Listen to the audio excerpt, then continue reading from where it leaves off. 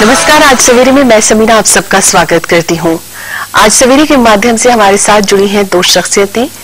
अगर उनका परिचय मैं यूं कराना चाहूं कि हमारे साथ एक ऐसी शख्सियत है जो मानवाधिकार से जुड़े मुद्दों पर एक पत्रकार की हैसियत से अपनी पैनी नजर रखते रहे हैं, साथ ही आप लोकमत और जनसत्ता के संपादक रहे और फिर आप माखनलाल चतुर्वेदी विश्वविद्यालय के कुलपति भी रहे। स्वागत है आपका अच्युतानंद मिश्र जी आज सवेरे कार्यक्रम में।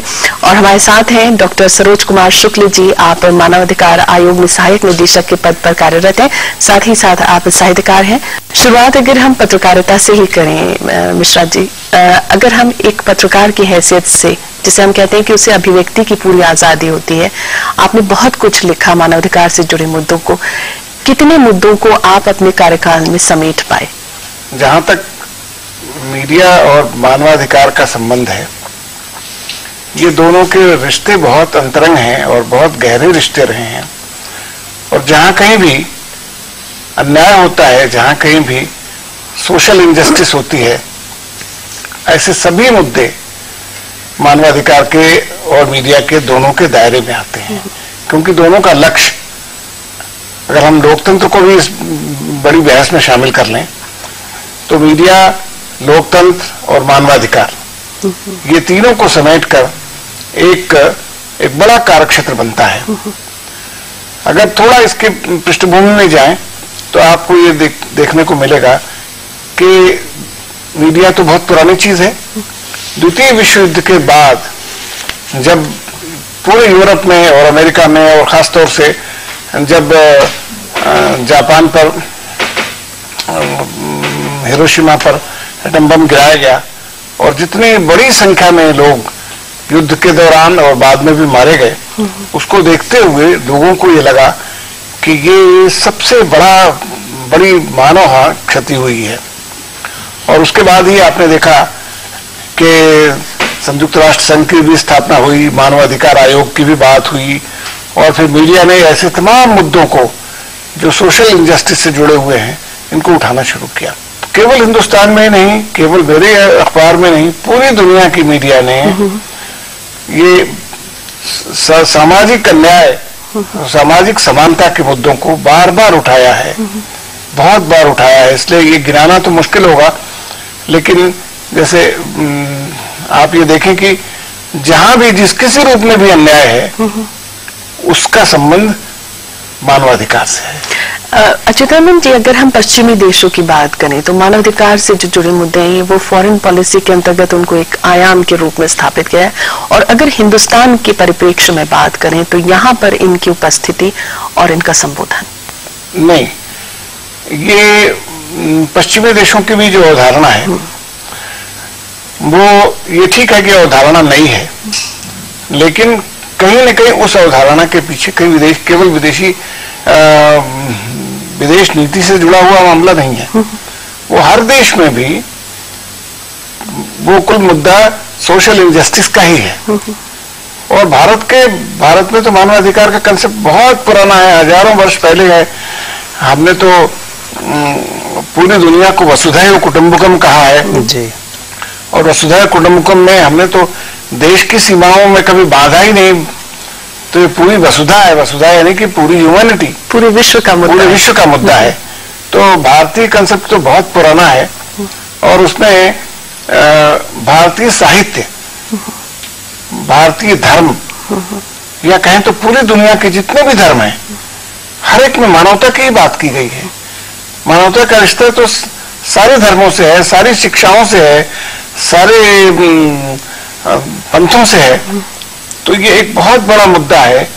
तो साहित्य, शिक्षा और धर्म, ये सब मिल करके इस पूरे मानवाधिकार को व्याख्यायित करते हैं। सरोज कुमार शुक्ल जी, आप चूंकि मानवाधिकार आयोग से आते हैं, इसके गठन को लेकर क्या सोच रही, और अब जो प्रयास किए जा रहे हैं इसके माध्यम से, उन पर आप हमें विस्तार से। भारत में राष्ट्रीय मानवाधिकार आयोग के गठन का प्रश्न है। उसका गठन भारत में इसलिए किया गया कि केवल इसका समाधान, शिकायतों का समाधान केवल संविधान विशेषज्ञ ही न कर पाए, अपितु ऐसे लोग भी करें, ऐसी आम जनता भी करे जो वकीलों की मोटी फीस न अदा करते हुए अपनी शिकायतों के समाधान का हल ढूंढ सके। और तीसरी बात यह है कि मानव अधिकारों की स्थापना का उद्देश्य यह भी था भारत में कि सभी लोग, समाज के हर वर्ग के लोग अपना सिर ऊंचा उठा करके साथ चल सकें, और तभी जो हमारी मानव अधिकारों की संस्कृति है वह विकसित, पल्लवित और पुष्पित हो सके। बातचीत का सिलसिला हम जारी रखेंगे, ले लेते हैं एक छोटा सा ब्रेक। आप बने रहिएगा आज सवेरे के साथ। और ब्रेक के बाद आज सवेरे में आपका एक बार फिर स्वागत है। मिश्रा जी, अगर हम पत्रकारिता में मानवाधिकारों को लेकर जो संपादकीय की स्थिति है उसके बारे में आपसे जरूर जानना चाहेंगे, साथ ही जो इस तरह के इश्यूज हैं इनकी जो प्राथमिकताएं होती हैं वो क्या होती हैं, और क्या कहीं ना कहीं जहन में ये होता है कि इस तरह की खबरें बिकेंगी या नहीं बिकेंगी? पिछले 3 दशकों का इतिहास अगर आप देखें, विशेष रूप से ग्लोबलाइजेशन के बाद का, जैसे ग्लोबलाइजेशन ने एक औद्योगिकरण का, एक शहरी संस्कृति का, एक नए तरह का एक समाज बनाने की कोशिश की, उसका असर दूसरे संस्थाओं पर भी पड़ा, लोकतंत्र पर भी पड़ा और मीडिया पर भी पड़ा। तो मीडिया का जो लोकतंत्र, जो ग्लोबलाइजेशन का असर मीडिया पर पड़ा, उसके कारण मीडिया पर धीरे धीरे बाजार का नियंत्रण बढ़ने लगा, और वो बाजार की शक्तियां, जो औद्योगिक शक्तियां थीं, उनका प्रभाव बढ़ने लगा, और जो सामाजिक ताकतें थीं, जो सामाजिक मुद्दे थे, उनका मुद्दा धीरे धीरे घटा है, कम हुआ है। तो मैं ये नहीं कह रहा हूं कि वो समाप्त हो गए, वो कारण खत्म हो गए, लेकिन ये जरूर है कि इससे चाहे वो खबरों का हो, खबरों पर कौन सी खबर को ज्यादा प्राथमिकता दी जाए, ज्यादा इंफेसिस दिया जाए, उनका जब हम चयन करने बैठते हैं तो कहीं ना कहीं ये मुद्दा जरूर रहता है कि इस खबर को देखने वाले कितने लोग हैं, इस खबर को खरीदने वाले कौन से लोग हैं, और ये खबर हमारे जो एडवर्टाइजर्स हैं, हमारे जो विज्ञापन दाता हैं, उनको कितना असर करेगी। तो उससे थोड़ी सी ये बात सही है कि मीडिया पर बाजार का प्रभाव के कारण मानवाधिकार के ऐसे मुद्दे जिनकी प्राथमिकता होनी चाहिए थी वो कम घटी। साथ ही अगर हम उन इश्यूज की बात करें जो सत्ता या सरकार की कमियों को उजागर करते हैं और वो मुद्दे सामने लाते हैं जो कहीं ना कहीं मानवाधिकार से जुड़े हुए होते हैं, ऐसे में उन पत्रकारों की सुरक्षा और उनके अधिकारों की रक्षा को लेकर आपकी राय? ये बात सही है कि जो सरकार में ऐसे तत्व हैं जो मानवाधिकारों का उल्लंघन करते हैं, या जो न्याय देना चाहिए था, न्याय के पद पर बैठे हो करके भी न्याय नहीं देते, चाहे वो प्रशासन में हो, चाहे वो स्वयं न्याय में बैठे हों, चाहे वो सरकार के किसी पद पर बैठे हुए हों, कोई भी इस तरह के लोग हैं, वो नहीं चाहते कि ये मुद्दे मीडिया में उजागर हों। तो मीडिया में उजागर करने में जो चैनल, जो अखबार, जो पत्रकार ये उसको उठाता है या उसको उजागर करता है, उससे उसका रिस्क तो होता है, और वो खुद अपना रिस्क लेता है, चाहे वो पत्रकार हो, चाहे वो अखबार हो, चाहे वो चैनल हो, जब वो ये तय करता है कि नहीं हमको इसको दिखाना ही है क्योंकि ये व्यापक हित में है, समाज के हित में है, और इसको न दिखा करके हम समाज को न्याय नहीं दे रहे हैं, तो वो खतरा उठाता है। इसी बात को आगे बढ़ाते हुए अगर हम मीडिया की बात करें और मानवाधिकारों की बात करें तो दोनों के बीच के रिश्ते को जरा आप समझाइए हमें। मीडिया जैसे कार्यपालिका, विधायिका और न्यायपालिका, तो मीडिया चौथा स्तंभ है, और राष्ट्रीय मानवाधिकार आयोग के लिए मीडिया और गैर सरकारी संगठन जो है वो दोनों आंख और कान है। एक बात मैं और आपको बता देना चाहता हूँ कि मानवाधिकार जीवन केंद्रित है, और जीवन से जुड़े हुए जितने भी मुद्दे हैं और मानवाधिकार का मुद्दा है।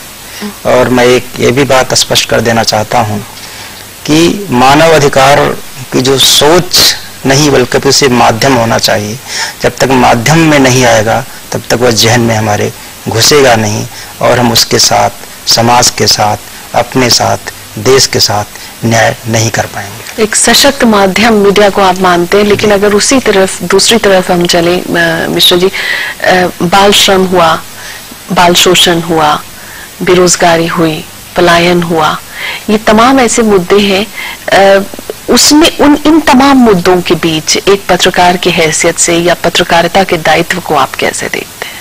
ये निश्चित रूप से ये सारे मुद्दे जिनका उल्लेख अभी शुक्ल जी ने किया या जिनका उल्लेख अभी आपने पूछा, चाहे वो बाल श्रम से जुड़े हुए हों, चाहे स्त्रियों से संबंधित मुद्दे हों, चाहे किसी भी तरह के सामाजिक अन्याय से जुड़े हुए मुद्दे हैं, ये सब मीडिया के भी मुद्दे हैं, ये सब मानवाधिकार के अंतर्गत आते हैं।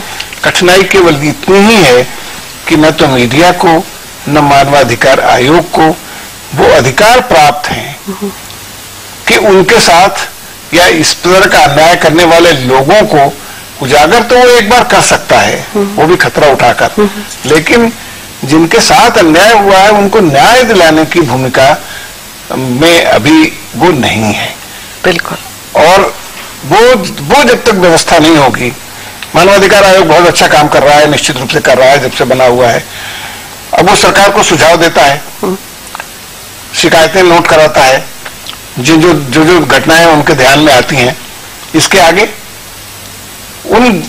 उन मुद्दों का जो मुद्दे उठाए गए, चाहे वो मीडिया के माध्यम से हो, चाहे वो आयोग के माध्यम से हो, उनका रिड्रेसल क्या हुआ, उनको उस तक न्याय पहुंचा कि नहीं पहुंचा, और वो न्याय कैसे मिलेगा, उस न्याय को दिलाने में मीडिया की क्या भूमिका हो सकती है, मानवाधिकार आयोग की क्या भूमिका हो सकती है, सरकार की क्या भूमिका हो सकती है, ये तय होना है। लेकिन अगर हम आम जन की बात करें तो मानवाधिकार को लेकर आम जन की सोच को आप कैसे आंकते हैं? आयोग के प्रति जो आम जन की सोच है बहुत सकारात्मक, उसका अंदाजा आप इसी बात से लगा सकते हैं कि हर वर्ष हमारे आयोग में लगभग 80 से 90 हजार शिकायतें प्राप्त होती हैं, इसकी विश्वसनीयता को दर्शाती हैं।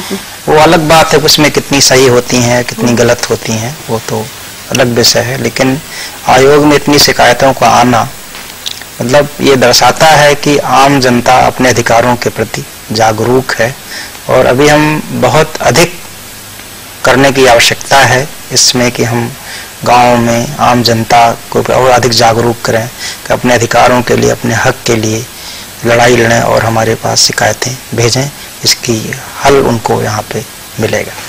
और मिश्र जी, चलते चलते आप क्या कहना चाहेंगे अंत में, अगर हम पत्रकारिता और मानवाधिकार के मुद्दों की बात करें और आने वाले वक्त में इससे जुड़े जो और इश्यूज होंगे या लोगों की जो सोच इस तरफ जा रही है, उसको किस तरह से और गति देने की जरूरत आपको महसूस होती है? पत्रकारिता के सामने बहुत बड़ी चुनौती है, पूरी मीडिया के सामने, और ये मीडिया के एग्जिस्टेंस का सवाल है।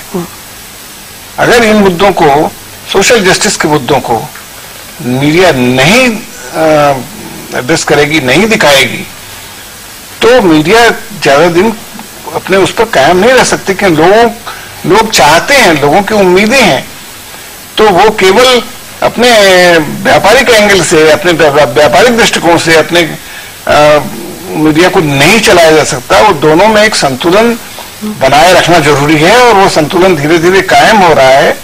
मीडिया अपनी जिम्मेदारियों को समझ रही है, अपने सामने खड़ी चुनौतियों को समझ रही है, अपने एग्जिस्टेंस के लिए भी साथ साथ लड़ रही है, तो वो हो रहा है, और मेरा ख्याल है ठीक होगा। आपको उम्मीदें हैं कि आने वाले वक्त में यकीनन कुछ बहुत अच्छा सा हम लोगों के सामने आएगा। आप सवेरे में आप आए, आपका बहुत बहुत शुक्रिया। बहुत शुक्रिया।